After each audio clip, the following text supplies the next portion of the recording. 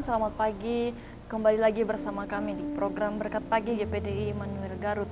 Puji nama Tuhan, kembali lagi pada saat pagi hari ini kita mau sama-sama belajar dari kitab Yehezkiel, di mana kita akan belajar dari kitab Yehezkiel ini dari pasal yang ke-28 ayat yang ke-1 sampai yang ke-2.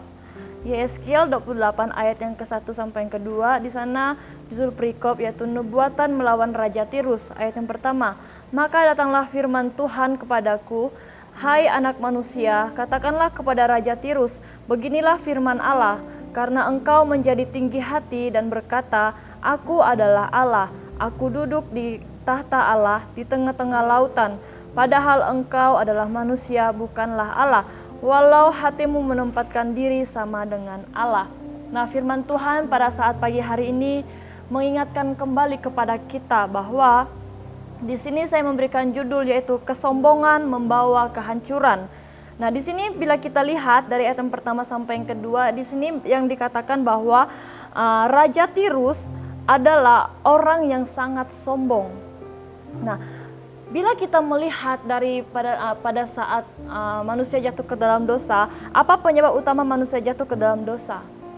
Yaitu manusia menolak mengakui Allah, bahkan mereka mau menjadikan Allah mereka mau sama seperti Allah. Contohnya saja Raja Tirus ini. Di ayat yang kedua di sana dikatakan bahwa beginilah firman Tuhan, karena engkau menjadi tinggi hati dan berkata, aku adalah Allah. Di sini Raja Tirus dia mau sama seperti Allah, bahkan dia mau menjadikan diri dia itu sebagai Allah. Nah, Raja Tirus sangatlah sombong dan dia mengakui dirinya adalah Allah. Nah, ada beberapa alasan mengapa Raja Tirus menjadi orang yang sangat sombong sehingga dia menganggap dirinya sebagai Allah. Yang pertama, karena ia memiliki hikmat. Ayat yang keempat bagian A, di sana berkata, dengan hikmatmu dan pengertianmu. Nah, di sini kenapa Raja Tirus menjadi sombong? Karena dia memiliki hikmat yang menurut dia itu tingkatnya sangat-sangat tinggi. Dan yang kedua yang membuat Raja Tirus itu menjadi sombong, yang kedua itu karena kekayaannya. Bila kita lihat di ayat yang keempat bagian B, di sana berkata bahwa engkau memperoleh kekayaan, emas dan perak kau kumpulkan dalam perbendaharaanmu. Nah, di ayat yang keempat bagian B di sini mengatakan bahwa Raja Tirus memiliki kekayaan berupa emas dan perak. Kita tahu bersama bahwa ketika kita melihat orang-orang yang mempunyai banyak sekali emas itu adalah orang-orang yang kaya. Nah, inilah yang kedua yang membuat Raja Tirus menjadi orang yang sombong. Dan yang ketiga, Raja Tirus menjadi sombong yaitu karena kemampuannya dalam berdagang sangat tinggi. Ayat yang kelima di sana berkata, karena engkau sangat pandai berdagang, engkau memperbanyak kekayaanmu dan karena itu engkau jadi sombong. Inilah ketiga hal yang membuat dan alasan mengapa Raja Tirus menjadi orang yang sombong. Bahkan dia mau menyamakan dirinya sebagai Allah. Nah, hal ini yang membuat Allah sangat marah dan geram kepada Raja Tirus karena Allah sangat tidak suka dengan orang yang sombong. Bila kita buka dalam kitab Amsal pasal yang ke-16 ayat yang ke-5, di sana firman Tuhan berkata, setiap orang yang tinggi hati adalah kekejian bagi Tuhan, sungguh ia tidak akan luput dari hukuman. Nah, di kitab Amsal ini berkata bahwa setiap orang yang sombong, yang tinggi hati, itu sangatlah kekejian bagi Tuhan. Tuhan tidak suka dengan orang yang sombong. Tuhan tidak mau melihat anak-anak Tuhan, orang-orang yang dekat dengan Tuhan itu punya hati yang sombong. Namun yang Tuhan mau dalam kehidupan kita sebagai umat Tuhan, sebagai anak-anak Tuhan, punyalah roh kerendahan hati dalam hidup kita. Nah, ada hukuman yang diterima oleh Raja Tirus ini akibat kesombongannya. Bila kita lihat di ayat yang ke-7 dan yang ke-8, di sana firman Tuhan berkata, maka sungguh aku membawa orang asing melawan engkau, yaitu bangsa yang paling ganas, yang akan menghunus pedang mereka, melawan hikmatmu yang terpuja, dan semarakmu dinajiskan. Ayat yang ke-8, engkau diturunkannya ke lubang kubur, engkau mati seperti orang yang mati terbunuh di tengah lautan.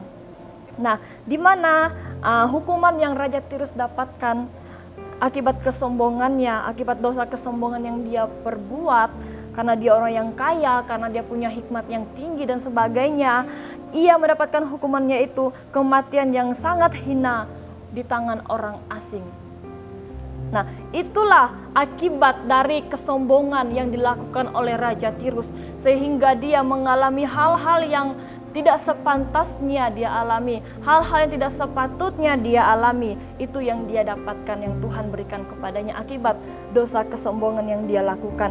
Apa yang dapat kita ambil dari kisah Raja Tirus ini?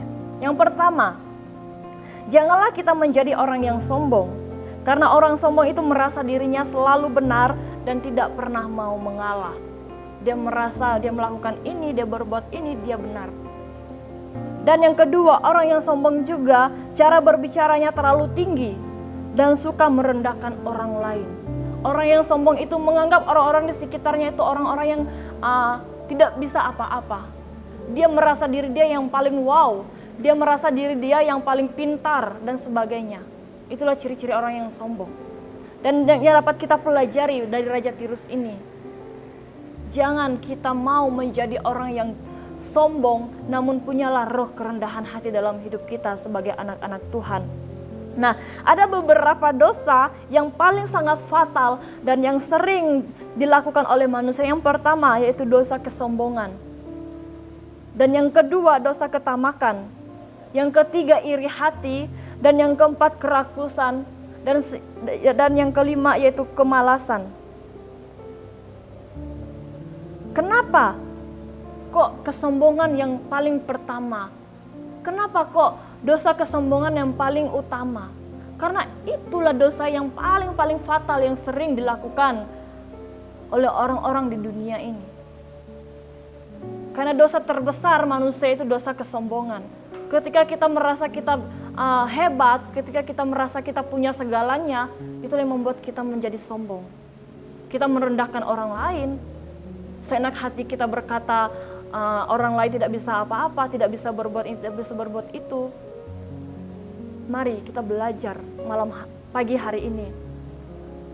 Supaya apa? Supaya kita punya hidup yang tidak pernah menyombongkan diri. Nah, oleh sebab itu mari kita anak-anak Tuhan punyalah roh kerendahan hati.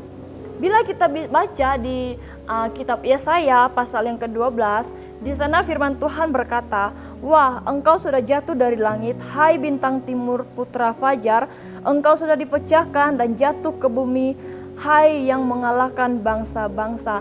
Ayat ini menggambarkan salah satu dari malaikat Tuhan yang dibuang dan dicampakkan ke bumi, yaitu malaikat Tuhan yang bernama Lucifer.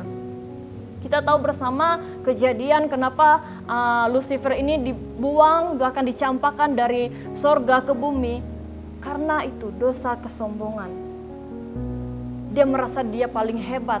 Dia merasa dia paling bisa melakukan segalanya. Bahkan yang paling parahnya sama seperti Raja Tirus tadi, di mana dia berkata bahwa aku adalah Allah.